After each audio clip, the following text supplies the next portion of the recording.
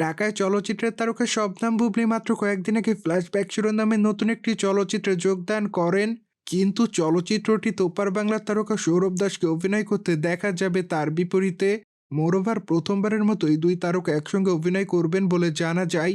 ঠিক এই জন্য অবশ্য বর্তমানে তাদের অনুরাগীরা তাদের এই চলচ্চিত্রটি দেখার জন্য অপেক্ষায় রয়েছে। অন্যদিকে বর্তমানে শবনম বুবলী তার ইনস্টাগ্রাম হ্যান্ডেলে বেশ কিছু ছবি আপলোড করেছেন। সেখানে অবশ্য ঢাকায় চলচ্চিত্রের তারকা বুবলীকে দেখা যায় সৌরভের সঙ্গে। মোরওভার তারা দুজনে চলচ্চিত্রের ফটোশুটে অংশগ্রহণ করেছিলেন। যদিও সেই মুহূর্তের ছবি বর্তমানে সোশ্যাল মিডিয়ায় শেয়ার করেছেন ঢাকায় চলচ্চিত্রের নায়িকা শবনম বুবলী।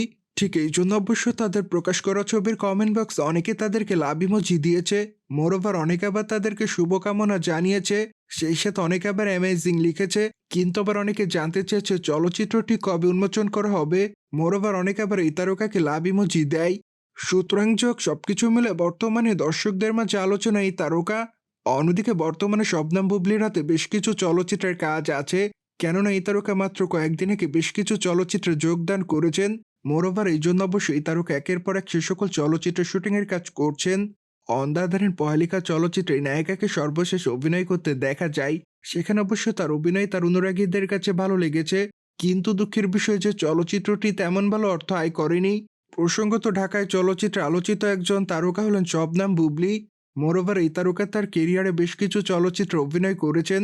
সেখানে অবশ্য তার অভিনয় তার অনুরাগীদের কাছে সর্বদাই ভালো লেগেছে। ঠিক এই জন্য অবশ্য অল্প সময়ে নজরে এসেছেন এই সুন্দরী। মোরওভার মাত্র কয়েকদিন আগে এই তারকার প্রেমের গুঞ্জন শোনা যায়। কিন্তু প্রথম দিকে এই তারকা তার প্রেমের গুঞ্জনটিকে স্বীকার করেনি। কিন্তু এক পর্যায়ে সকলের কাছে ধরা খেয়েছিলেন এই তারকা। যদিও বর্তমানে বিষয়টি স্বাভাবিক হয়ে দাঁড়িয়েছে।